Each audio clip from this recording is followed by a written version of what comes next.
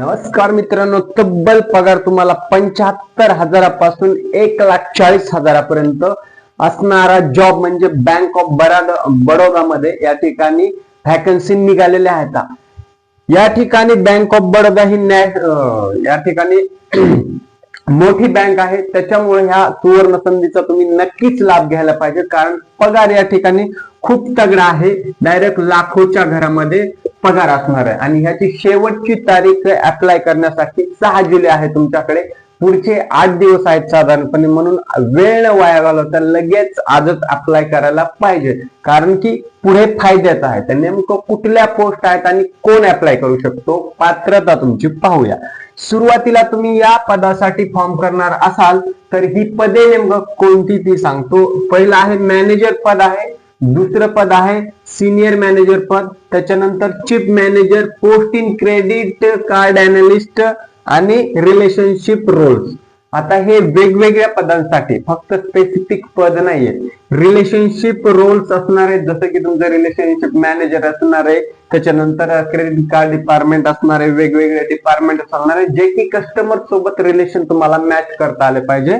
दुसरं आहे मॅनेजर पदासाठी, त्याच्यानंतर मॅनेजर नंतर आणखी एक सिनियर मॅनेजर। ठीक आहे, आता वेगवेगळी पदे म्हटले की वेगवेगळा पगार आला, त्या पगाराच्या अनुसरून या ठिकाणी तुम्हाला पोस्ट आणि पगार दोन्ही मिळणार आहे। यामध्ये साधारणपणे 75 पासून या ठिकाणी स्टार्टिंग सॅलरी मिळेल, कमी जास्त पदानुसार थोडीफार व्हॅरी होऊ शकते। ऑफिशियल नोटिफिकेशन तुम्हाला मी पाठवतो। ठीक आहे, दुसरं आहे फीस भरताना। आता कारण की फॉर्म भरायचं म्हटलं की फीस आली, जनरल, ओबीसी आणि ईडब्ल्यूएस कॅटेगरी मधून जर तुम्ही असाल तर या ठिकाणी 850 रुपये तुम्हाला थोडक्यामध्ये फीस भरावी लागेल ऍप्लिकेशन करताना।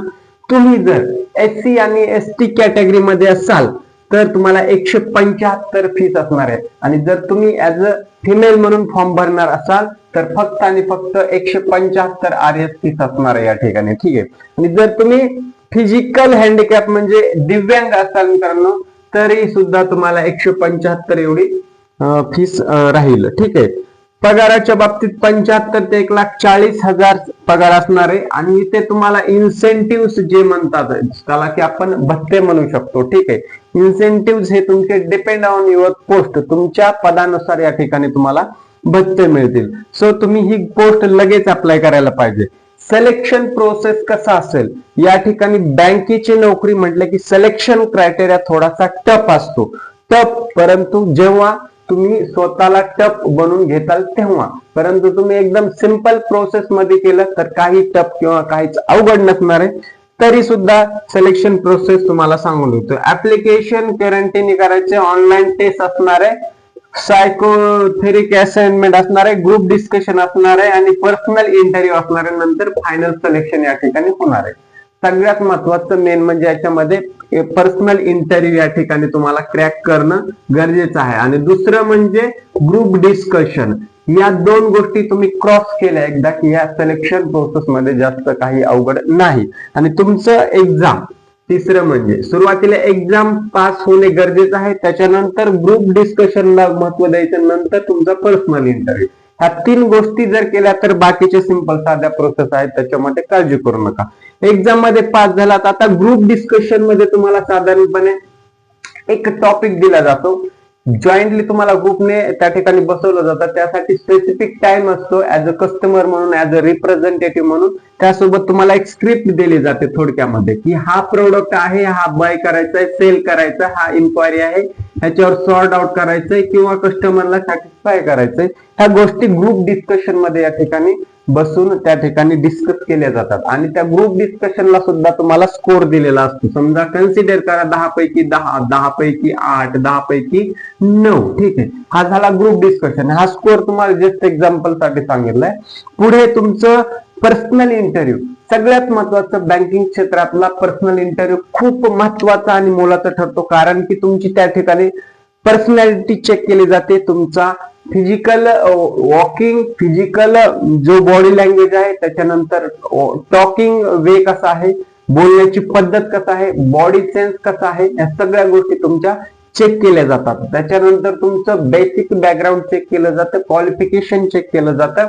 त्याच्यानंतर तुम्ही कस्टमरला कसे हँडल केले जातात, फायनान्स रिलेटेड प्रश्न विचारले जातात, क्रेडिट कार्ड बद्दल प्रश्न विचारले जातात आणि कस्टमर कसा सॅटिस्फाय करायचं आणि कस्टमरला कसं प्रेझेंट करायचं त्याच्यासोबत, ह्या सगळ्या गोष्टी पर्सनल इंटरव्ह्यू मध्ये त्या ठिकाणी डिस्कस केले जातात. हा सिंपल साधा क्रायटेरिया, त्याच्यामुळे तुम्ही मला वाटतं 6 जुलैच्या अगोदर हा फॉर्म नक्कीच भरला पाहिजे. परंतु त्याच्या महत्वाचं अगोदर यासाठी शिक्षण काय लागणार आहे, ठीक आहे. शिक्षण तुमचं फायनान्स रिलेटेड लागणार आहे किंवा any post graduation in finance मध्ये झालेलं असणं आवश्यक आहे. शिक्षण या ठिकाणी हायफाय आणि क्वालिफाय लागणार आहे, तरच तुमचं या ठिकाणी फॉर्म भरू शकता. चार्टर्ड अकाउंट सीए पाहिजे तुम्ही, सीएमए, सीएस, सीके किंवा पोस्ट ग्रॅज्युएशन इन फायनान्स, ह्या 4 डिग्र्यापैकी तुमच्याकडे एक डिग्री अवेलेबल पाहिजे कंप्लीट झालेली. जर तुम्ही चालू डिग्री असेल तर या ठिकाणी अप्लाय करू शकत नाही, तुमच्याकडे कंप्लीट सर्टिफिकेट असणं आवश्यक आहे. किंवा हे जर नसेल तर कुठल्याही फायनान्स सेक्टर मध्ये पोस्ट ग्रॅज्युएशन तुमचं झालेलं असायला पाहिजे, तर तुम्ही हा फॉर्म भरू शकता. एक्सपिरियन्स साधारणपणे 3 ते 8 वर्षापर्यंत असेल तर आणखी बेस्ट आहे. आणि अर्ज तुम्ही 6 जुलै 2026 पर्यंत नक्कीच मध्ये करायला पाहिजे, जेणेकरून टाइम जाण्याच्या अगोदर तुम्ही बँकिंग क्षेत्रामध्ये तुमची एंट्री झाली पाहिजे, मला असं वाटतं. याच्यामध्ये तुम्हाला डाऊट, प्रश्न किंवा आणखी काही तुमचे इश्यू असतील तर नक्की कमेंट बॉक्स मध्ये कमेंट करा. लिंक कोणाला पाहिजे असेल ऍप्लिकेशनची लिंक कमेंट करा, तुमच्यापर्यंत लिंक लगेच पोहोचून जाईल. इथेच थांबतो मित्रांनो, भेटूया नवीन अशाच अपडेट सोबत. तोपर्यंत जय हिंद आणि राम.